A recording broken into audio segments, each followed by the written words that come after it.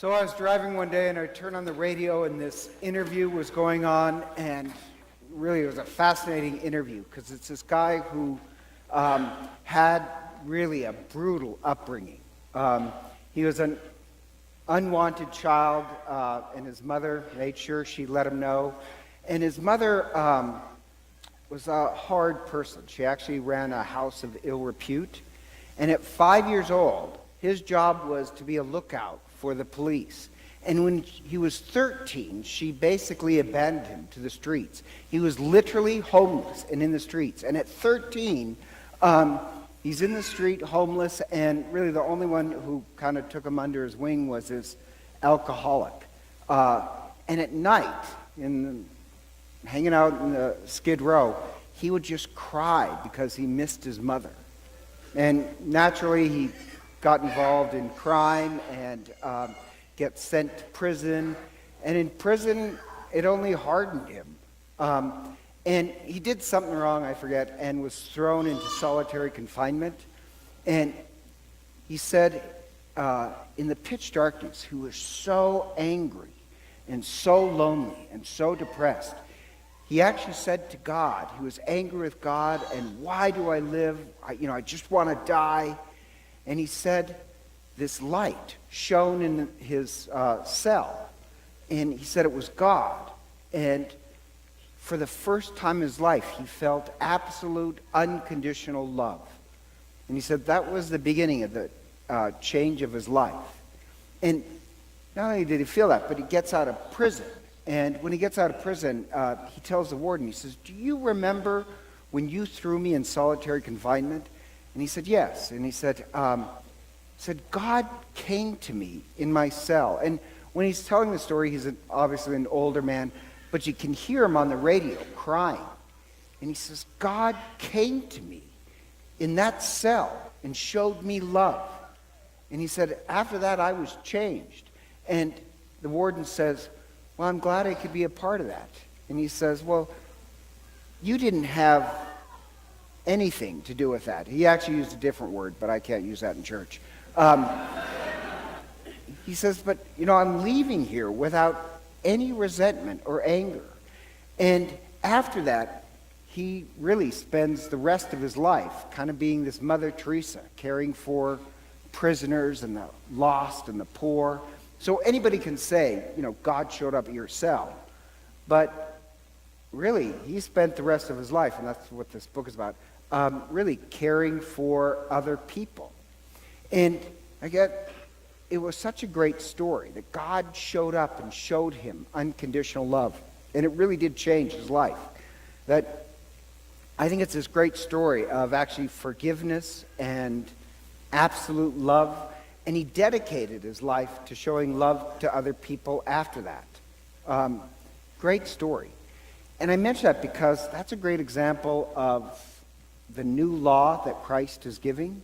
In the first covenant, God gives a commandment to love, but it's only, love your own family, love your countrymen, and that's all you have to love, and you can hate everybody else. When Christ comes and he's given the Sermon on the Mount, he establishes a new covenant, a new testament, with a new law. And the new law is you have to show love to everyone. You have to try and show unconditional love to everybody. That's a new law, and it's a lot tougher. But what Christ is eliminating is that there is no boundary to our love. There's no exceptions where we have to show love to everyone. And so when Jesus, this is the commandment that we're around. So, really, let's face it. That is hard work. That is a lot of work. That's almost impossible. So at the end, when Jesus says, be perfect as your Father is perfect, just to let you know, he didn't say that. That's actually a mistranslation. What he says, the Greek is a little hard to translate, but what he says is, be perfected as your Father is perfect. There's a huge difference between being perfect and being perfected. If your life is about being perfect, that I will follow every little rule and law, you're a Pharisee.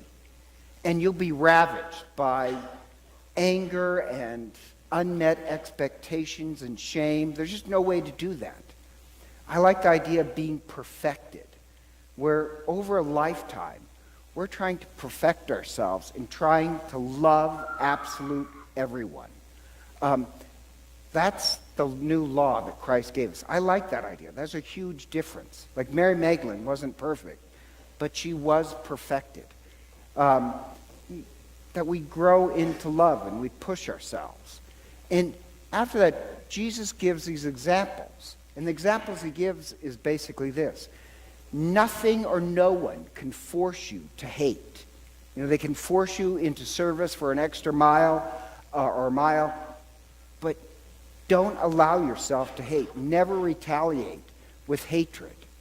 That's what the examples are about. Or when he says, when somebody slaps you, that's actually not about abuse. It's about this. Like if I wanted to take away your dignity, what I would do is slap you with the back of my hand, and it's the back of the hand.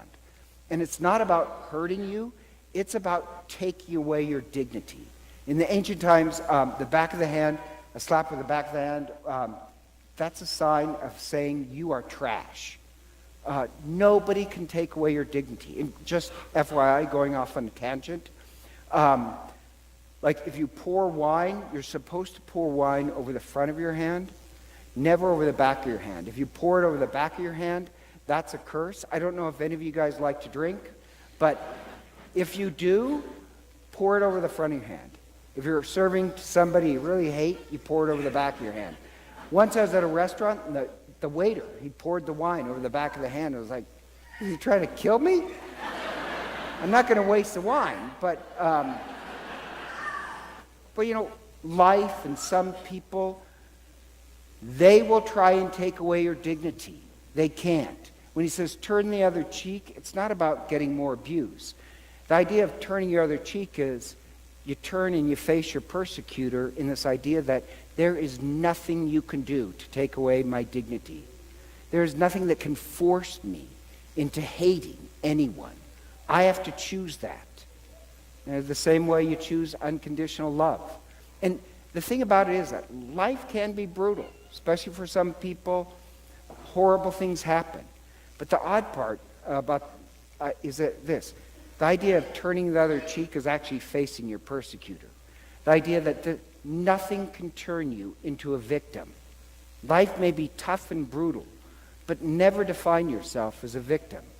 Because if you do, I don't know if you ever noticed, the moment you define yourself as a victim, it creates kind of this loophole where you're allowed to hate somebody else. And if you know anybody who's defined themselves as a victim, over the years, they become bitter.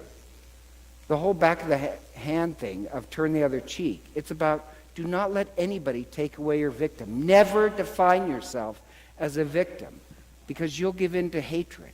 Nothing or no one should force you into hate. Our new law is absolute love. And so, like, you use the example of the sun or the rain, that be like the sun or the rain. The sun doesn't ask, are you a good person or a bad person? The sun is just the sun. It will shine on the good and the bad. The rain, it's going to be itself. It'll rain on everybody. So choose to be loving, but be loving with everybody because that becomes your nature. It's your nature to choose love. And I always think it's sad when, no offense, you're doing funerals and you meet with a family and the family says, well, if I say, tell me something about your dad. Well, he really loved his kids. And that's about all you get. No offense, that's kind of sad. It's no great stretch to love your own children. It's a stretch to love your children and then learn to try and love other people. That's what we're called to do. Really, as I said, perfect ourselves in love. Push ourselves, stretch ourselves to try and love more and more people. And that's why, the prisoner who is in the cell, God gave him this great miracle of flooding him with the light of love. And when I was driving, I have a little bit of anger issues in my life. No, it's true. I don't want to give in to him. And I was thinking, maybe I should be put in solitary confinement. And then, I know I was joking with myself, but then I thought, really, in all honesty, I've had much better. I really have. my mother, my family, they're really a loving family. Crazy, but really a loving family. At baptism, your family and your godparents stand by the door of the church, and the first thing the priest asks them is if they will take the promise to teach this child to love God and our neighbor. My family did that. In baptism, you get not a light in a prison cell, but you get a candle because the light is inside you. Or at Mass, we come together week after week. We basically read stories, pushing ourselves to love. We celebrate the Eucharist, which is this covenant that we will live this law of love. And not only that, but I believe we have the saints and the dead who I think they're somehow present among us, pushing us to love further and further. God bless the prisoner who poured out his life in love. But me and probably most of you have inherited something much better. We are given examples of love. So as we celebrate this Eucharist, let's be true to this covenant. Let's push ourselves to try and hope that one day we truly will love everyone. That's the new law that Christ gives us. And so together, let us stand and profess our faith.